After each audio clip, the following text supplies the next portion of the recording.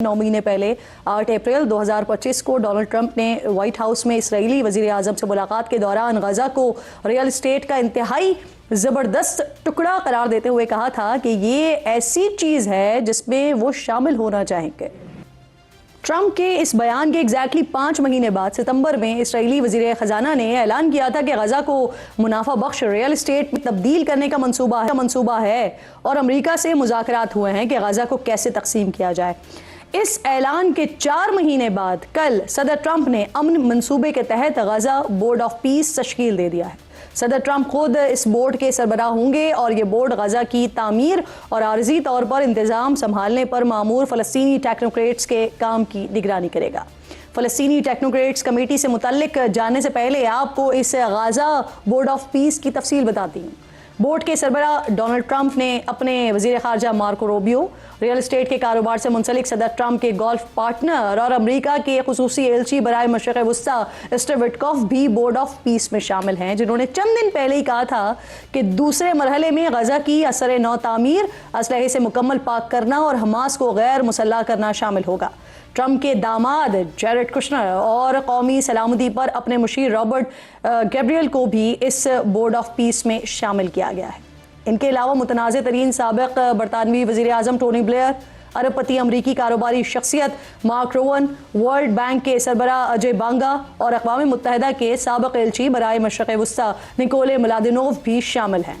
गजा के लिए एक एग्जीक्यूटिव काउंसिल भी कायम की जा रही है, जिसमें अमरीकी मंदूब, ट्रंप के दामाद, तुर्क वजीर खारजा भी शामिल हैं। 3 दिन पहले गजा का इंतजाम संभालने वाली फ़लस्तीनी टेक्नोक्रेट्स कमेटी का मिस्र के दारुल हुकूमत काहिरा में कल पहला इजलास हुआ है।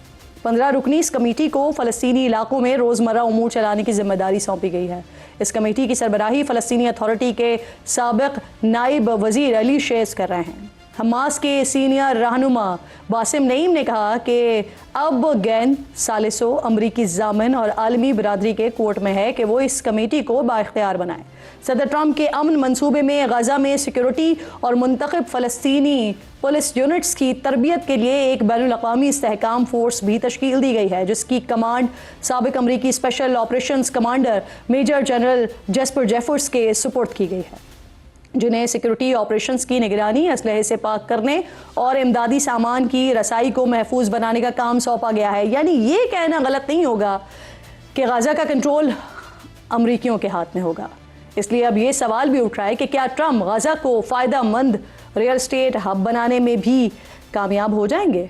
गजा अमन मंसूबा पहली बार 10 अक्टूबर को नाफिज हुआ। मंसूबे का दूसरा मरहला अब भी जारी है, लेकिन इमदादी सामान इसराइली हमलों की वजह से सूरत हाल बड़ी गैर वाज़ेह है, क्योंकि जंगबंदी के आगाज़ के बाद से इसराइली अफवाज 451 फ़लस्तीनियों को अब तक शहीद कर चुकी है। प्रोग्राम में आगे कराची पुलिस ने 100 बच्चों से रेप के मुलजिम की गिरफ्तारी का दावा किया है। एसएसपी इन्वेस्टिगेशन के मुताबिक अब तक 7 केसेस की लेबॉर्ट्री रिपोर्ट में मुलजिम के डीएनए की तस्दीक हो चुकी है।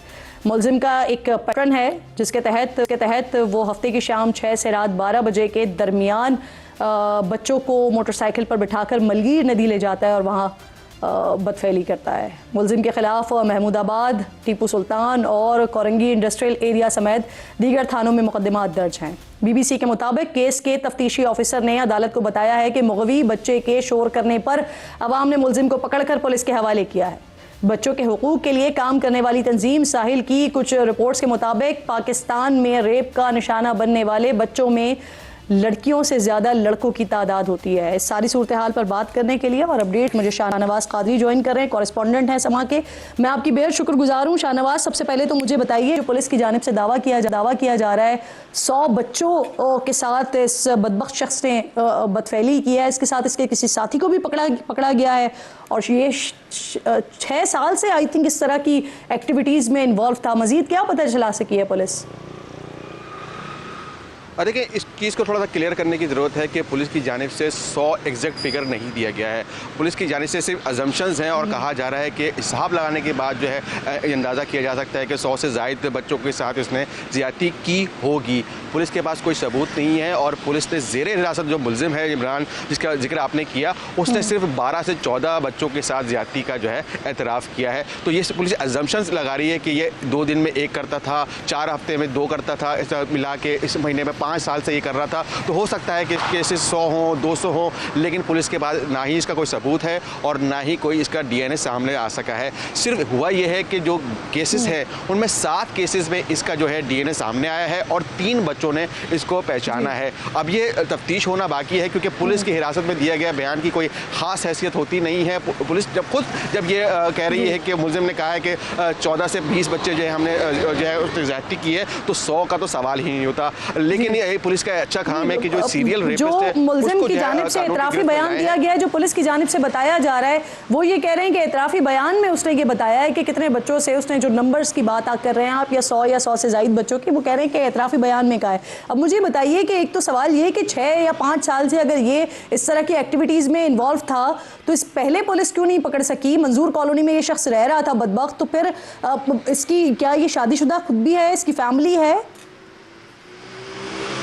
देखिए, बाय लक ये मुलजिम हाथ आया है। अगर इसको मैं आपके बैकग्राउंड में लेके चलूँ तो हुआ ये था कि जो सन 2020 से 2025 तक जो है पुलिस बच्चों के साथ ज़्यादती होने वाले केसेस की प्रोफाइलिंग कर रही थी। उस दौरान उनको एक मुलजिम ऐसा मिला और 7 केसेस ऐसे मिले जिसमें एक ही मुलजिम था और उसमें एक ही DNA इस्तेमाल हुआ था। तो पुलिस को जो है कुछ खासा शक हुआ और पुलिस ने फिर इसको फाइंड आउट करने के लिए एक कमेटी बनाई। अब कमेटी अपना काम कर रही थी और उनके पास कोई मुलजिम नहीं था, लेकिन खुशकिस्मती से हुआ ये है कि 2 रोज़ कबल जो है टीपू सुल्तान थाने की हदूद में एक बच्चे को अगवा करने की कोशिश की गई और अहले मोहल्ला जमा हो गए और उन्होंने मुलजिम को पकड़कर पुलिस के हवाले किया। तो पुलिस ने एहतियातन इस मुलजिम का जो है टेस्ट कराया, DNA टेस्ट कराया, तो ये तमाम जो केसेस थे उससे मैच कर गया। तो पुलिस को ये पता चला कि ये वाकई ये वही मुलजिम है जो इस तरह की वारदातें कर रहा है, सीरियल रेपिस्ट है और इस तरीके से बच्चों को लेके जाता है और जाकर उनको ज़्यादती का निशाना बनाता है। तो ये खुशकिस्मती से कह सकते हैं पुलिस की, और जो है ये